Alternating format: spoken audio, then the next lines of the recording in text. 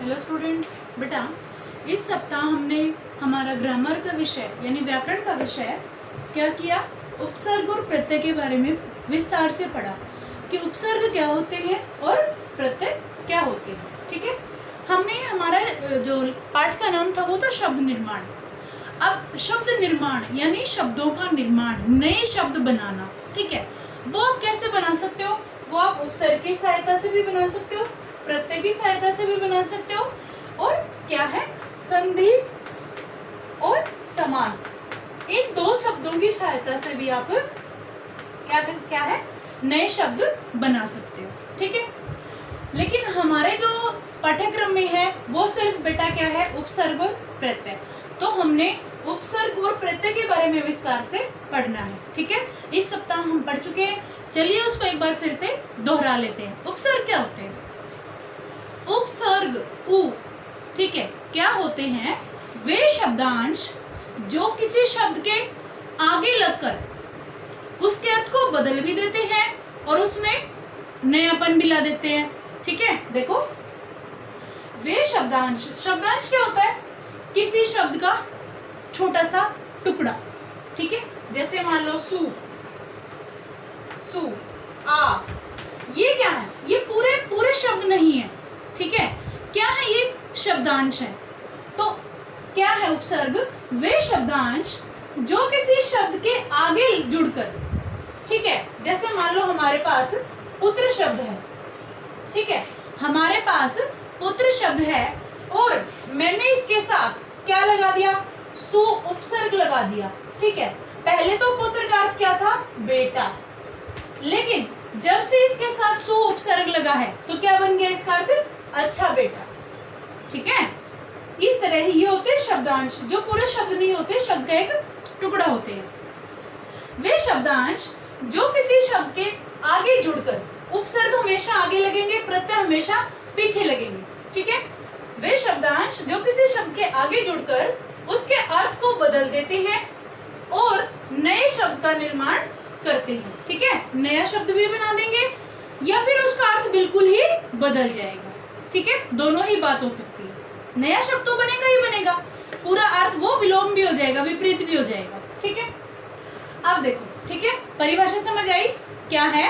वे शब्दांश जो किसी शब्द के आगे जुड़कर उसके अर्थ में परिवर्तन ला देते हैं या फिर नए शब्दों का निर्माण करते हैं, वो क्या होते हैं?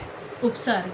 ठीक है, अब बेटा जो आप हिंदी में उपसर्गों का प्रयोग करते हो उनको क्या है? तीन तरह से, उसके प्रकार कितने हैं? 3।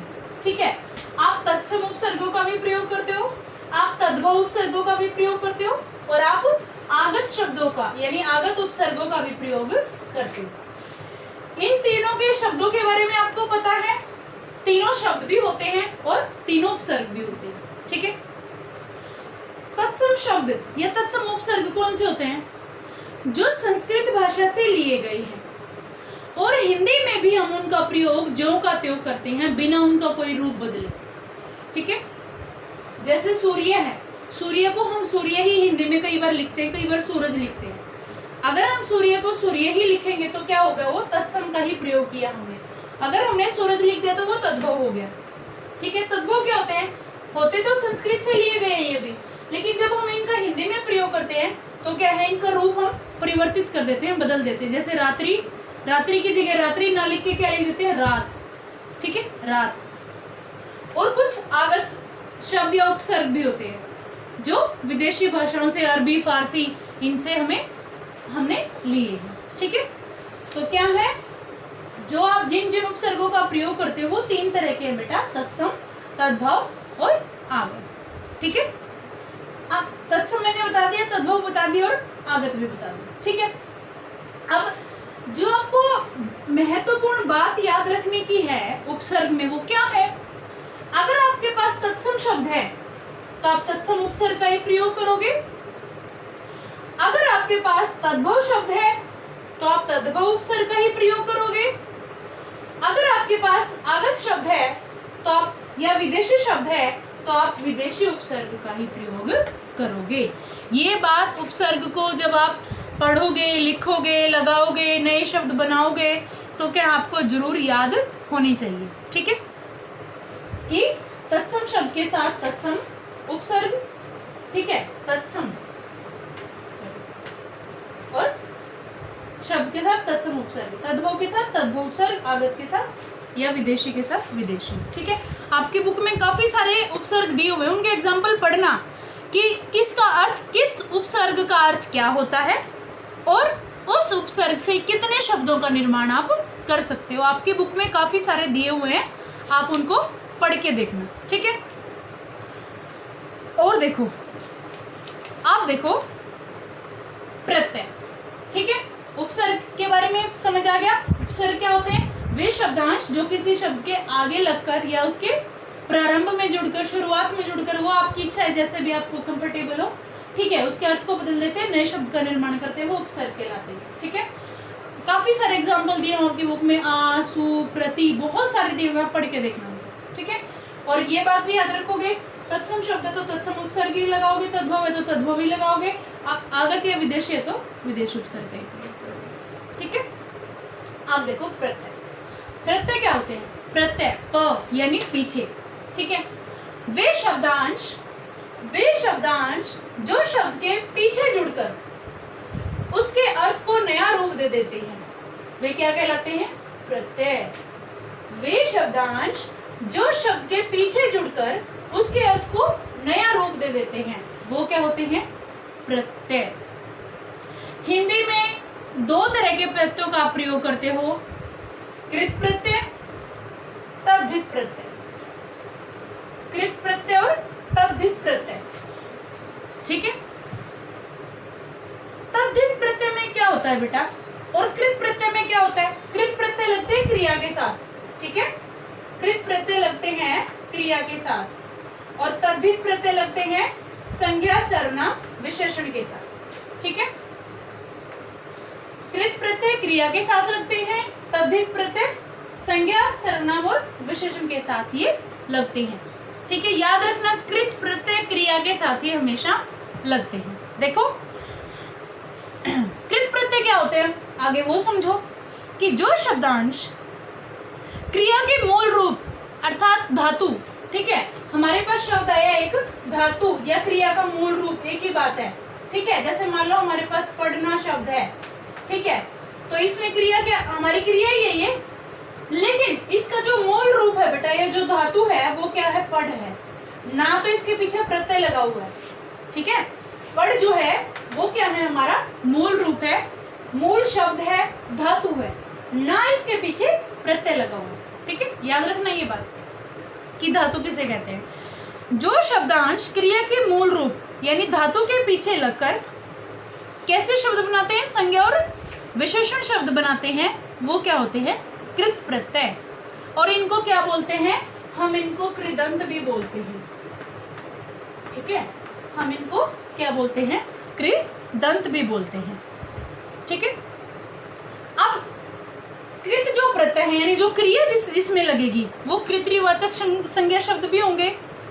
कृतवाचक संज्ञा बनाने वाले कृदंत प्रत्यय, जैसे पाठ है, इसके साथ मैंने अक लगा दिया अगर प्रत्यय, तो क्या बन गया? पाठक।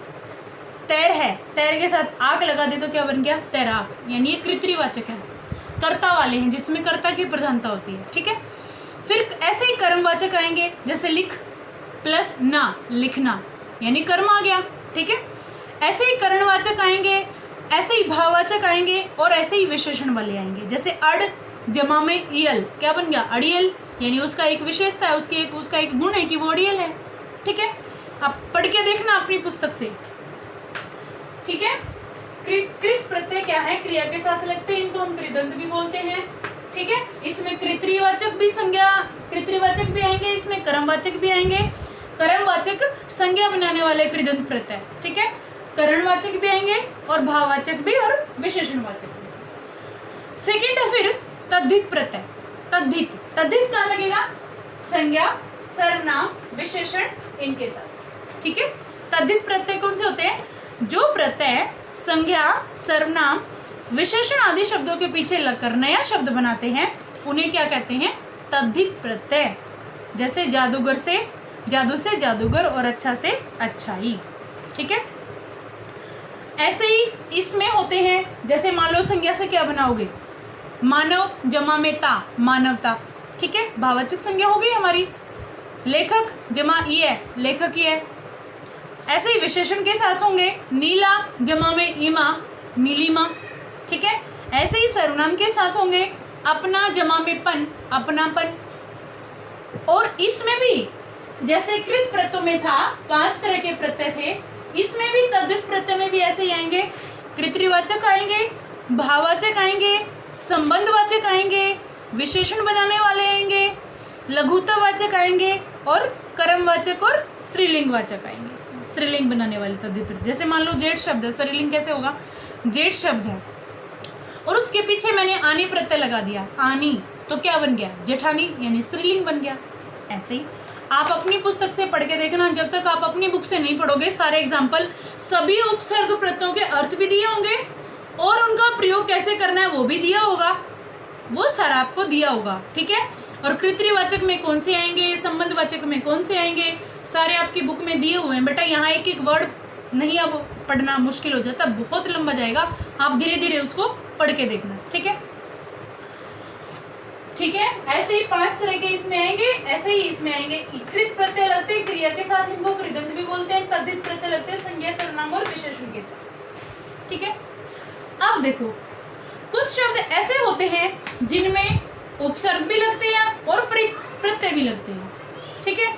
जैसे मान लो हमारे पास पूर्ण शब्द है, पूर्ण, पूर्ण का क्या अर्थ है, पूरा।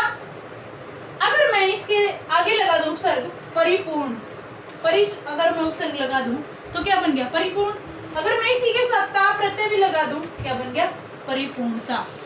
तो हमारे पास कुछ ऐसे शब्द भी हैं जिनमें उपसर्ग और प्रत्यय दोनों का ही प्रयोग होता है, ठीक है। क्या है, कुछ ऐसे शब्द भी होते हैं जिनमें उपसर्ग और प्रत्यय दोनों का ही प्रयोग होता है। प्रत्ययों के आधार पर क्या बातें याद रखोगे आप, महत्वपूर्ण बिंदु क्या होगा जब आप प्रत्यय के आधार पर शब्द निर्माण करोगे। मूल शब्द में केवल एक बार ही प्रत्यय जोड़ना चाहिए, यानी एक ही प्रत्यय आप उसमें जोड़ोगे। मूल शब्द में एक बार में केवल एक ही प्रत्यय जोड़ना चाहिए, जैसे सुंदर से सौंदर्य, इसमें दूसरा प्रत्यय नहीं जोड़ा जा सकता कि अब इस ता के पीछे कुछ और लगा दोगे, नहीं, एक बार में केवल एक ही प्रत्यय जोड़ोगे, ठीक है। देखो, यदि मूल स्वर आ स्वर से प्रारंभ होता है, यानी मूल जो हमारा शब्द है वो आ से प्रारंभ होता है, तो उसका रूप नहीं बदलेगा। जैसे व्यापार जमा में इक, क्या बना रहेगा, व्यापारिक।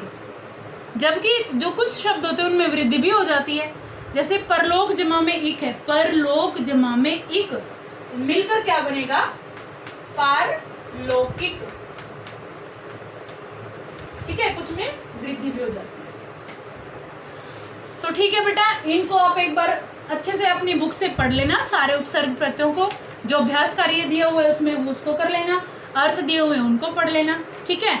अगर फिर भी कहीं से कुछ नहीं समझ आए तो मुझसे पूछ लेना, और इनके नोट्स, इनकी परिभाषाएं, इनके एक दो एग्जाम्पल आप अपनी बुक से अपनी उत्तर पुस्तिका में जरूर लिख लेना, ठीक है। धन्यवाद।